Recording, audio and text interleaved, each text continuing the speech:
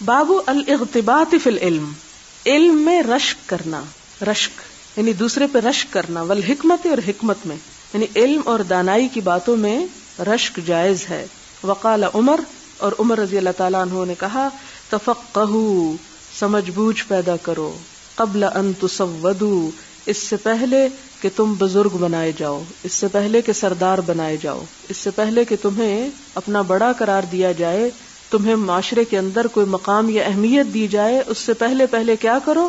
کچھ اپنے اندر علم کی سمجھ بوجھ پیدا کرو، کیونکہ بغیر علم کے اگر انسان دوسروں کی رہنمائی کرتا ہے تو اس کا نقصان کیا ہوتا ہے؟ دوسروں کو علم کی بجائے اندھیرے میں لے جاتا ہے.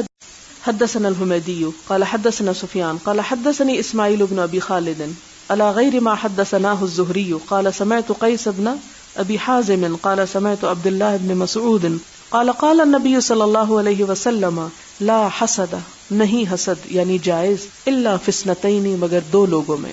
رجل، ایک شخص، آتاہ اللہ مالا، عطا کیا اس کو اللہ نے مال، فسلط، پھر اسے توفیق دی گئی، علی ہلاکتہ، اسے خرچ کرنے پر، فی الحق کے، جائز کاموں میں، حق باتوں میں. یعنی ایک شخص جسے اللہ نے مال دیا، بہت مال دیا، مال کا ہونا بری بات نہیں، لیکن مال اس وقت انسان کے لیے خیر ہی خیر ہے جب اللہ تعالیٰ کسی کو مال کو بھلائی کے کاموں میں خرچ کرنے کی توفیق دے دے.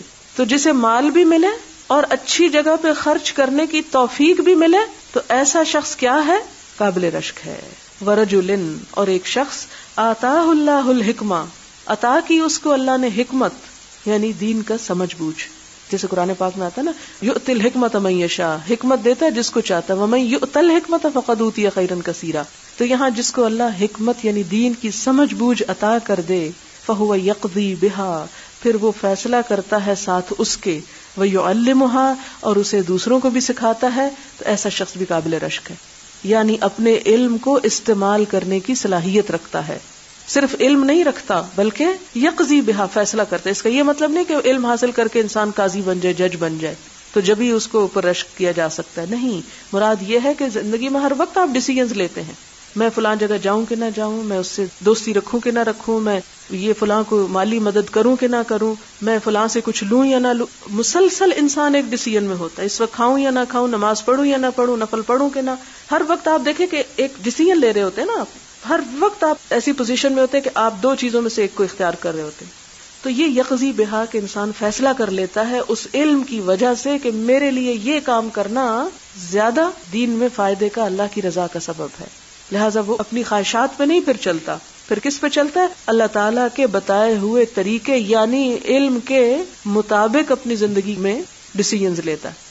اب یہ تو چھوٹے چھوٹے فیصلے جو ہر وقت ہم کرتے ہیں، پھر بڑے بڑے بھی ہوتے ہیں، جیسے بچوں کی شادی کرنی ہے، کوئی بزنس کرنا ہے، یا اپنی شادی کا مسئلہ ہے جن کی نہیں ہوئی. تو ایسے مواقع پر انسان پھر کیا اختیار کرتا ہے، کیا چنتا ہے اپنے لیے؟ پھر وہ سوچتا ہے کہ جو کچھ میں نے سیکھا ہے اس کو میں نے استعمال کیسے کرنا ہے، یا مجھے کون سا شخص ایسا چاہیے کہ جو مجھے اس راستے میں مددگار بھی ہو. تو پھر وہ اس کے مطابق فیصلے کرتا ہے اپنی زندگی کے.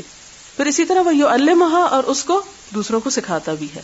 یعنی علم صرف خود سیکھ کر اپنے طرف نہیں رکھ لیتا بلکہ اسے آگے بھی پہنچاتا ہے. تو ایسا شخص جو ہے قابل رشک ہے.